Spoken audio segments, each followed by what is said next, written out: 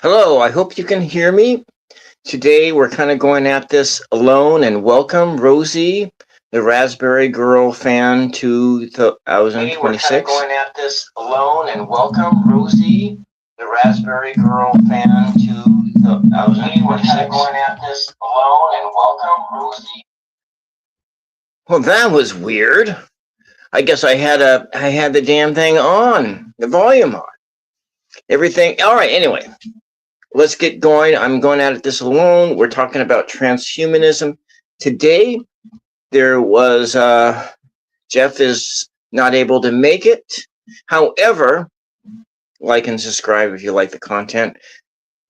If you would like to join into the conversation, there is a link pinned at the top of the chat.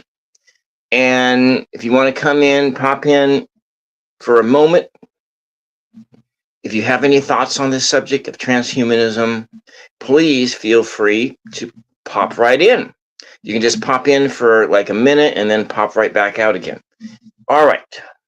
So what I want to talk about today was where transhumanism is at today. Where are we at today?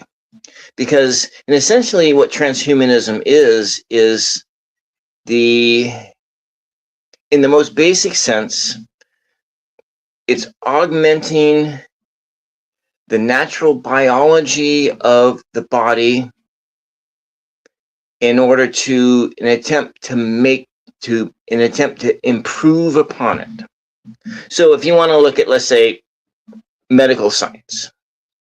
In medical science today, we can replace your joints. We can give you eye surgeries to correct your vision. That is an enhancement. We can do cochlear implants in the ear, or you just add a hearing aid on the top. That is an enhancement to enhance your quality of life. So these medical enhancements that enhance your quality of life.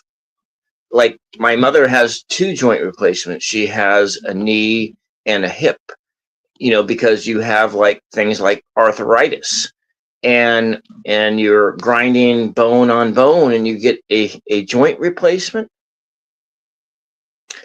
That is a transhuman, transhuman augmentation. Hey, Desiree. That's good that you're listening. I should probably give you my non-public number, Desiree. So if you ever want to call into this show, you can do that. I haven't got the thing set up. But anyways, I was thinking about that because I was also thinking about, oh, looks like we got a troll in the chat. Anyways, I was thinking about the medical enhancements, things that we already do today.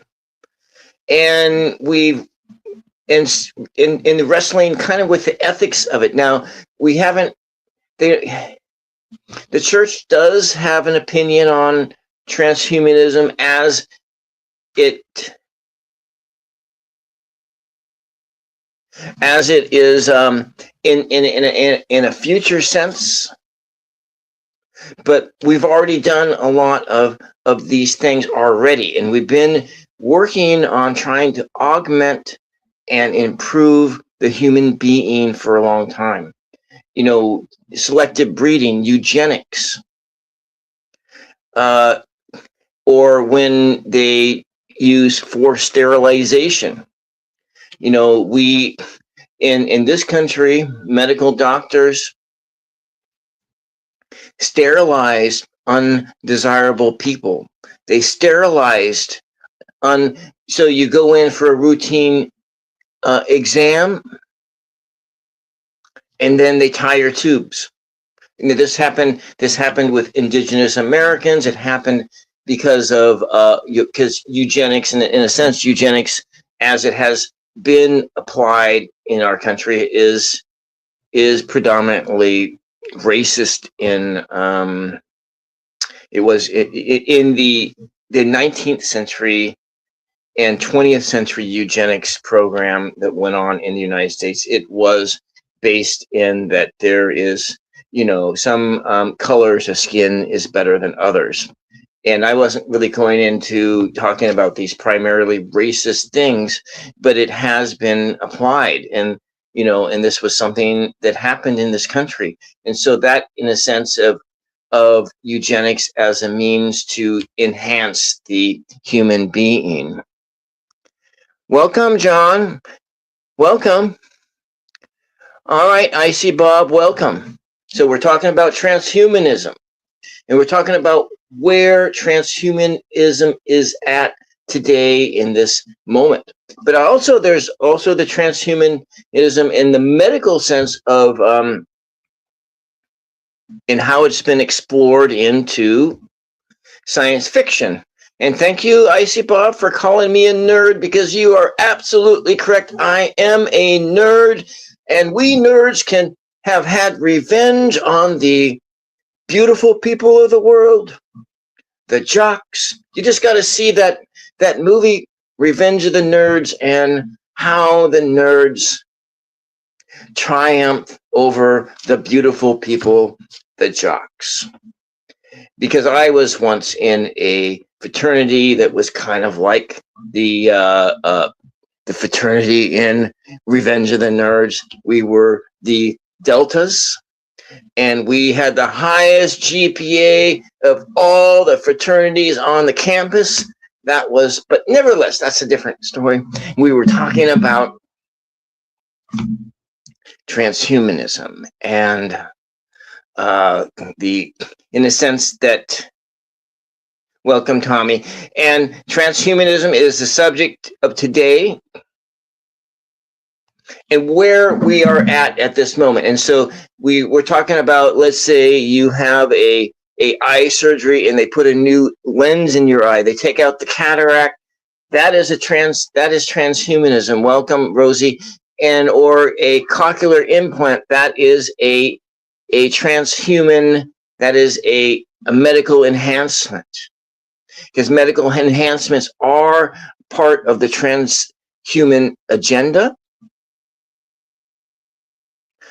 And so an artificial, and you're in traffic, yes, in an artificial heart. Well, that too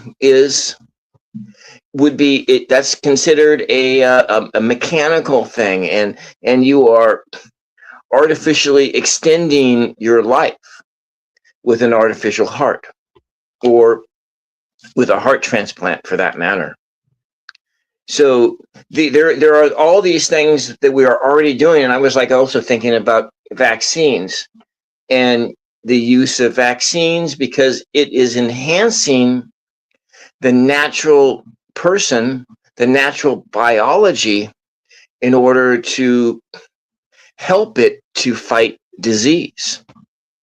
And so medical science is transhuman in nature. Now, one of the things when they talk about the transhuman debate, or yes, AI is a part of transhumanism, because the evolution. So this is in trying to do self-directed evolution. It would be using AI, because they think of like the Neuralinks, and using Neuralink technology and those kind of things, and to add, to join the human being with a computer, maybe potentially uploading your memories to a cloud, building a facsimile of you in a computer. And so one of the goals of the transhumanism is immortality. And of course, the sense is that is the making of the new Adam. And so if you look at the whole uploading our humanity into the internet, into the cloud. Yeah, exactly. And this has been explored into science fiction. A lot of science fiction has explored that. And if you look at, let's say, just the medical aspect, I think it was one of those Arnold movies where they use nanobots to make changes, or the nanotechnology. And so where we have in nanotechnology is we have this gene editing therapy called CRISPR.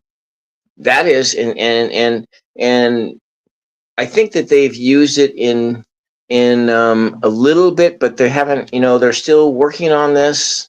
And because there's the whole ethics of these technologies, and grappling with the ethics of these technologies. And it is sounding kind of like I'm just jumping all over the place, but then if we were to take a little side trip rabbit hole into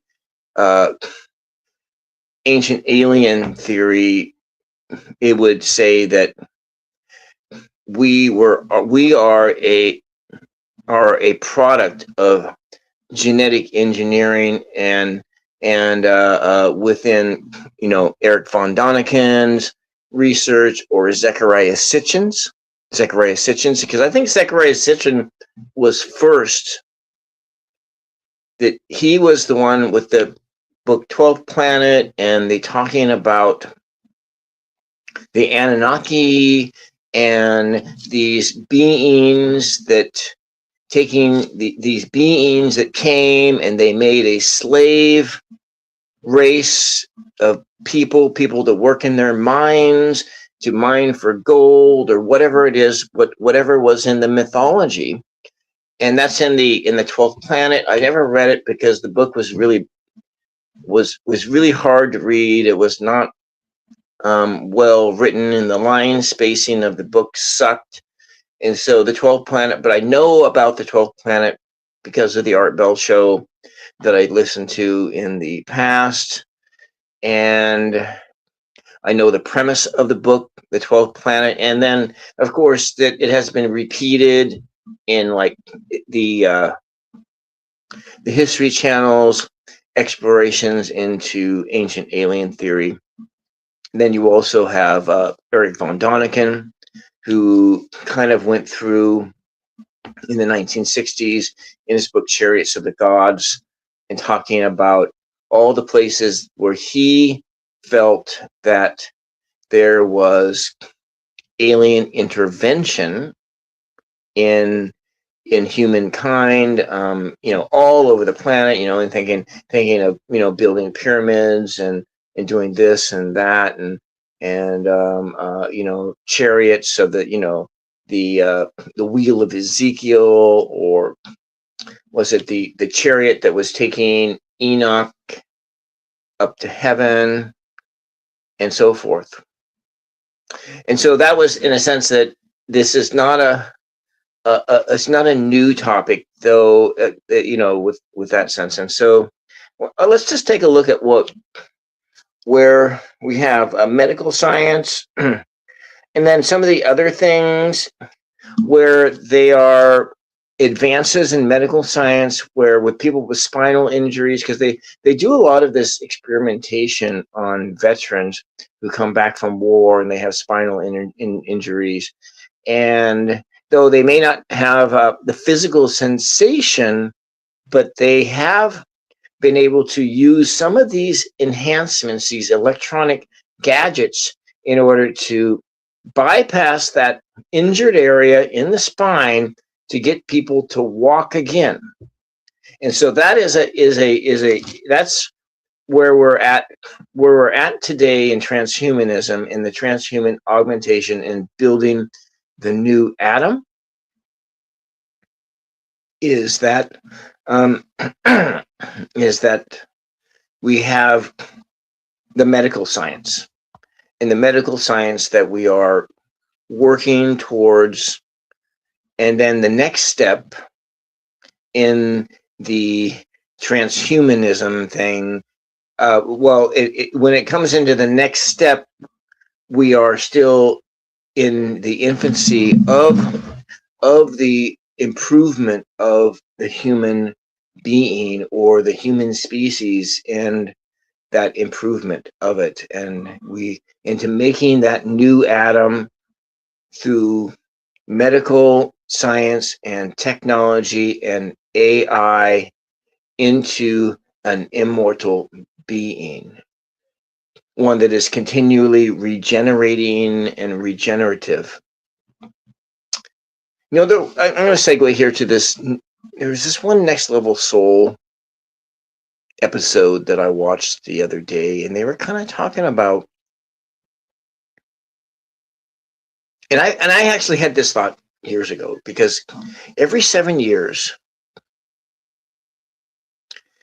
we have a complete change of every atom in our own body. There is a renewal of all the atoms in our body that continue to go through. And so the question is why do we age at all? Why do we age at all? So if you really want to think about it, is why do we age at all? Why do we age at all? Because theoretically,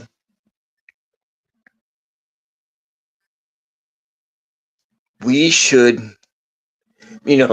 come up to a certain age, like maybe 33. I think that's when I thought that I would have liked to have stayed at that age forever, like at age 33.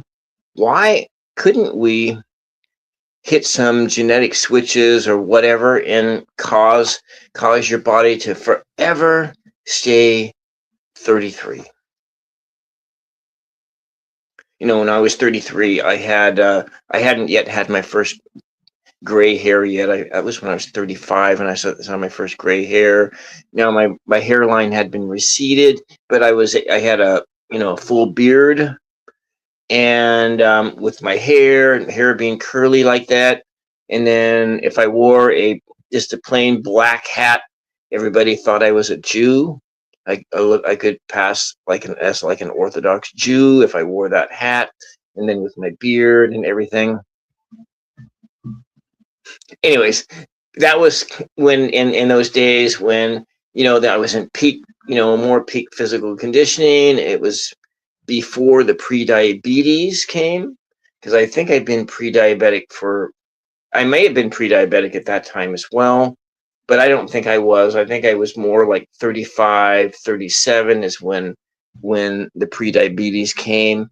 But that every atom in your body replaces itself. And so the question is why don't we just live forever? Because, and so if you go into the biblical narrative or whatever, and you look at Adam lived 1,000 years. Well, maybe Adam lived 1,000 years because he stayed relatively the same age. Not that he maybe aged very slowly, but the atoms replaced themselves as though he was youthful. And so in this Next Level Soul episode, they talked about why is it that we age at all if this is a fact? And so it may be that the reason we age is because the experience, because on the other side we have these eternal souls, and we are immortal for the most part, because energy cannot be created nor destroyed, but these bodies, they only last for a short amount of time. And it may just be that it's an enhancement of the experience. And so that it lends to my idea, which is something that Jeff doesn't like, but my idea that this journey here on this planet is an amusement park ride that is like it's like riding the Ferris wheel,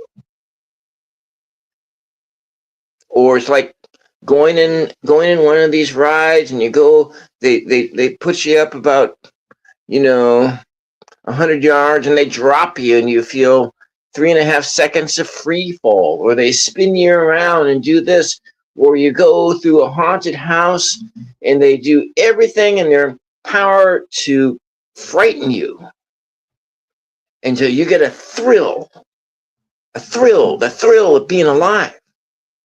Or like, I don't know.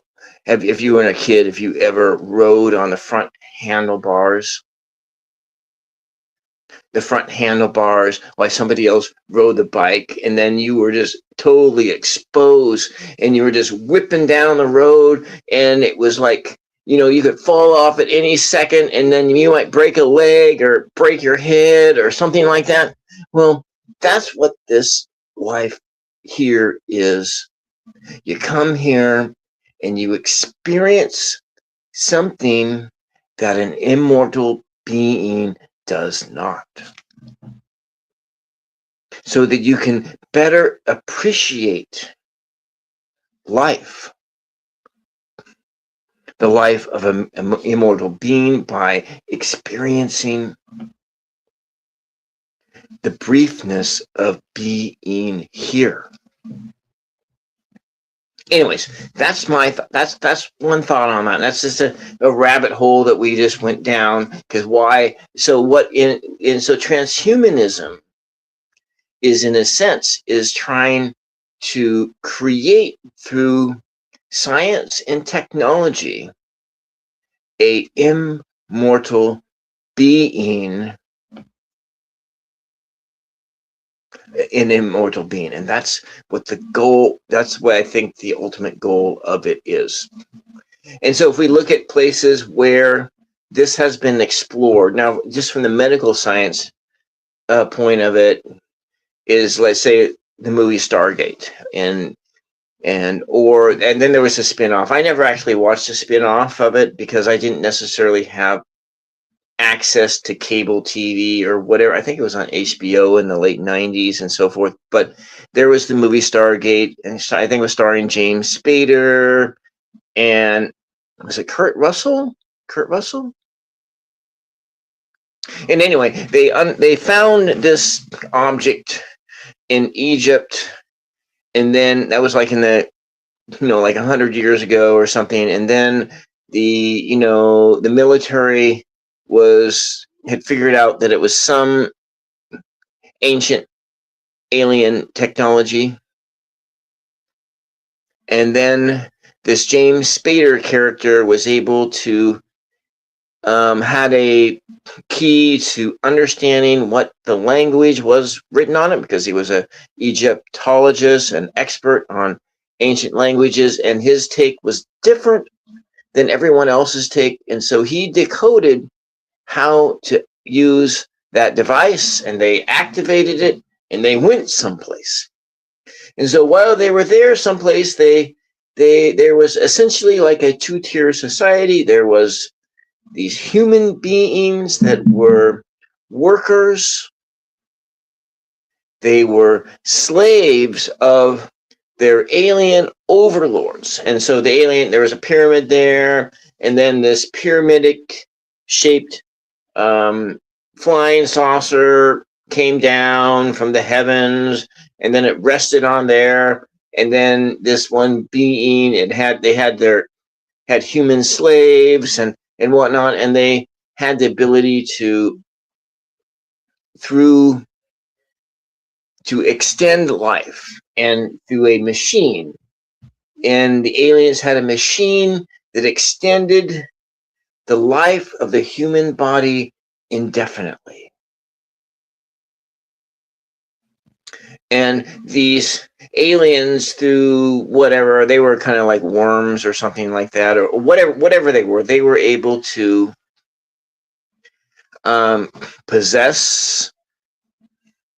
medically possess the human being, and so forth. And so then that's through a medical device, they were able to achieve near immortality. That's Stargate.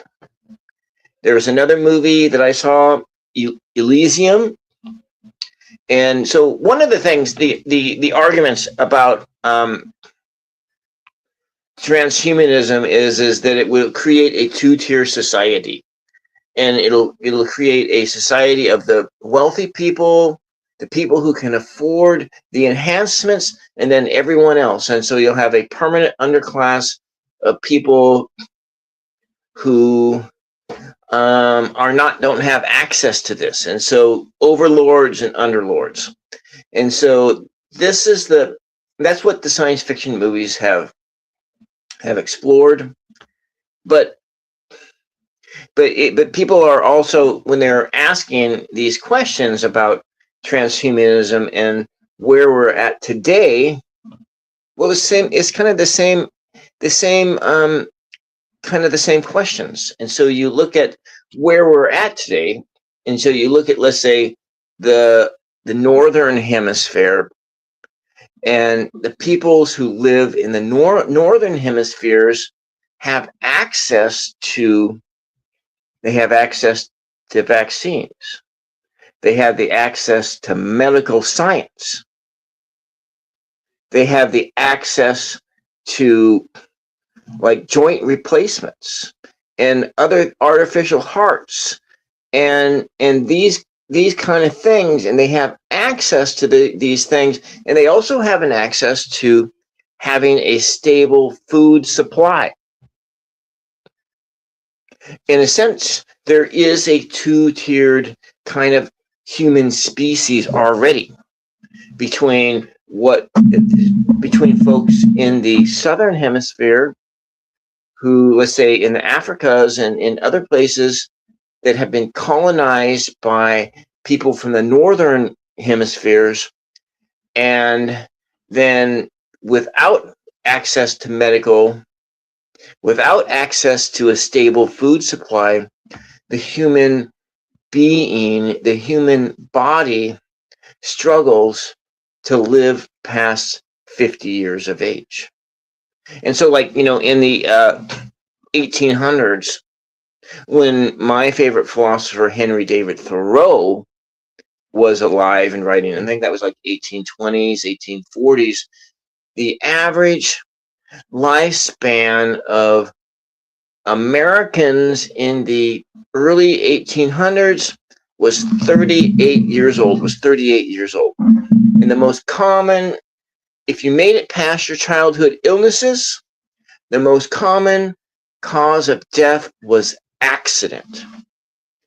And human labor was cheap, and people died all the time on the job. And so, like, when my grandfathers were working in the woods, my great-grandfathers working in the woods when they came to this country from Sweden, and they were loggers in those logging camps in the late 1800s. 3 people a day, on the average, 3 people a day were killed in the process of logging.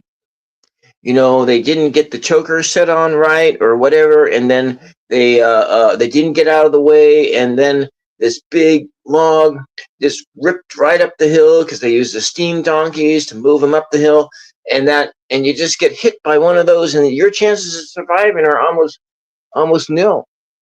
And so during the Great Depression, in those public work programs that my cousin Franklin Delano Roosevelt, he was like we share the same Mayflower parent. I share the same Mayflower parent as Franklin Delano Roosevelt, and the programs that he implemented in order to save people from starvation during the welcome, Jaden. Welcome. So,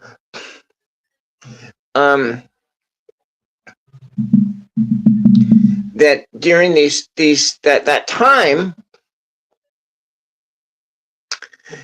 people, like in the building of the Hoover Dam, about 3 people died a day, 3 or 4 people died on the job all the time. And then after that, there was, worker regulations and everything else that came into effect. But that was not the thing. It was how people died all the time before the advancement of medical science.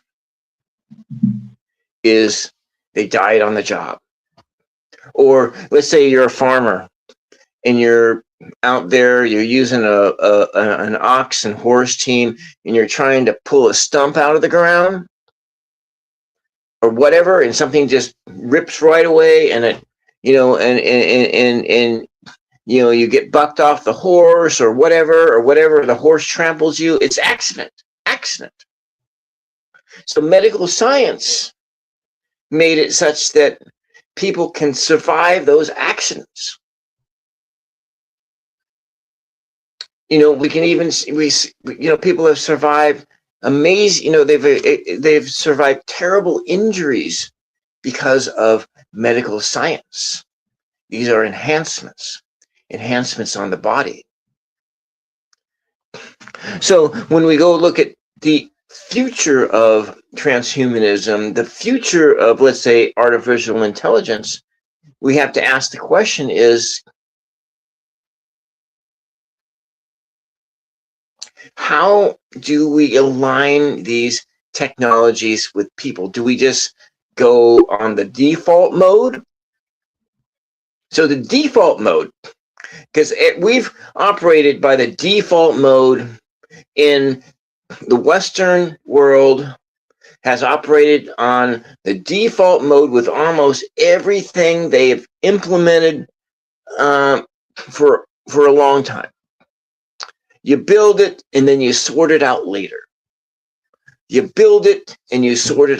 So you have the assembly line. It vastly sped up the production of goods, the Industrial Revolution, and then you go in and you do mining, you do all these things, but you don't ask the question, what about the other life that exists here?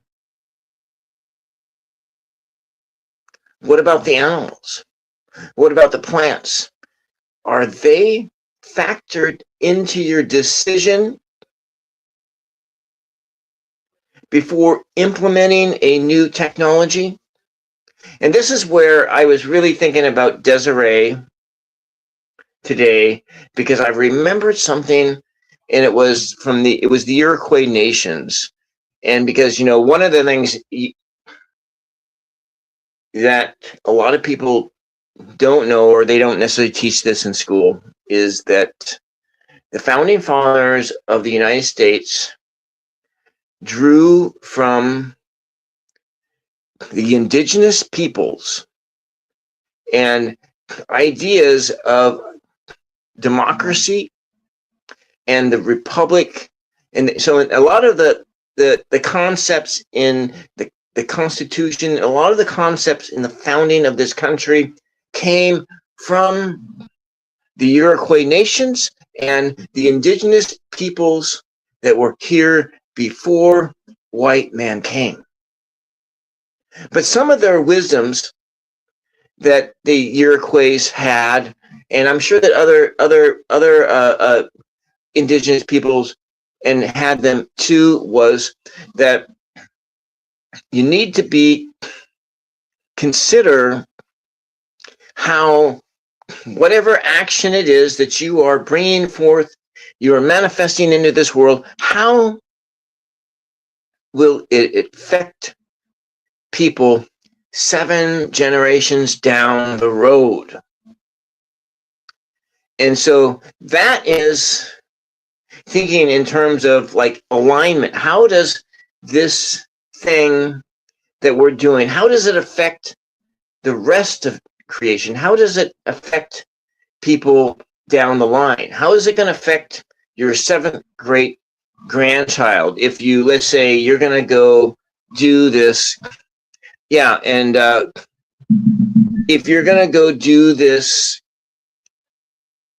burn, let's say you're going to go you're going to do it, set an intentional wildfire. And will that be beneficial to people 7 generations down the road, even though you know it's going to be beneficial to you right now? But will it be beneficial to them 7 generations down the road? And so that is not thinking in the default mode. Having respect for others, having respect for nature, that is part of the discussion. That if you go, if you start going in and watching people discussing AI today, and they talk about alignment, that's one of the concepts they talk about in AI is alignment. How are we going to integrate artificial intelligence into our society? Are we going to just do the default mode and are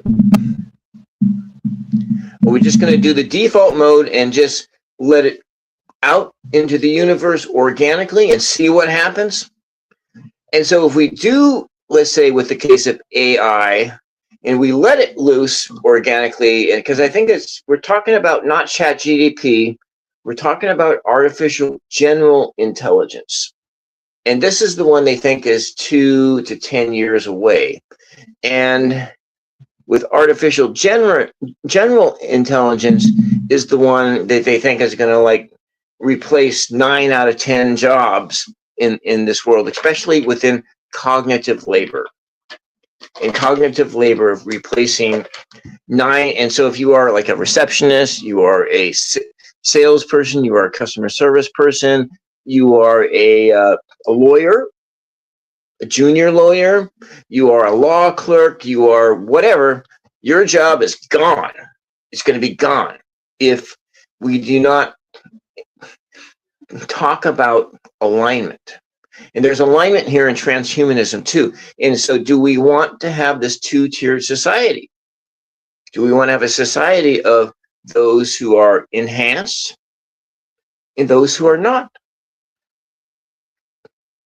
Is that what we want to have as a people? We have to have these discussions. And this is why this topic is important to talk about. Even though there's only like 5 people watching it right now, it is still important to talk about this subject, because it is important for more people to talk about this subject, because this AI and transhumanism is probably the most important topic or idea, concept of our civilization today. In a sense, it's more important than climate change. It's more important than anything else, because this has the potential to do so much harm and evil in our society. So that's why it's very important to think about it and talk about it, and to discuss this idea of AI alignment and being, do we, in this, do we think of people and this stuff on, like being on par with, so we're in it, the default mode is profits first, then people. In a sense of being aligned with AI and transhuman modifications, it's people and profit. People and profit. So anyways, that's kind of what I wanted to talk about today. And if you have any questions, you can leave those questions in the comment. If you watch the whole thing on the playback, please leave 3 green hearts in the chat. And so let's see what Desiree has to say here. So I think it's natural evolution of life on this planet. What are humans going to do when they cut down all the trees, when all the oil is used up, and when they can't farm anymore? That's right. They're not thinking about this. They're not thinking about this because people, and mainly is because people are like this. They walk around like this. They don't see anything else. If you're in business, you don't think beyond like 90 days. You walk around like this. And yeah, and that's that. And so anyways, that's all I got for you today. Thank you very much. I hope that what I was talking about made sense. I hope that I wasn't too disjointed in my in my talk here. Was I disjointed, Desiree? Was I too disjointed in talking about this? And so what alignment is how do these technologies, do they align with humanity in general? And that's kind of what the upshot of this is because we're probably not going to stop any of this stuff.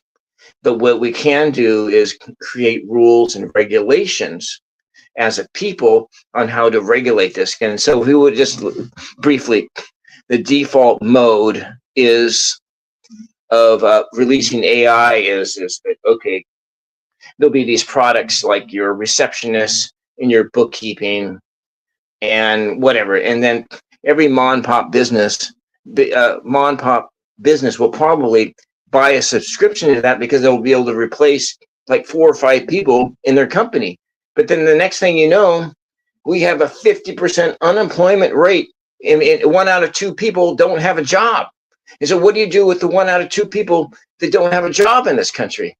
Is there enough money generated in the system to use universal basic income in order to take care of all those who cannot take care of themselves?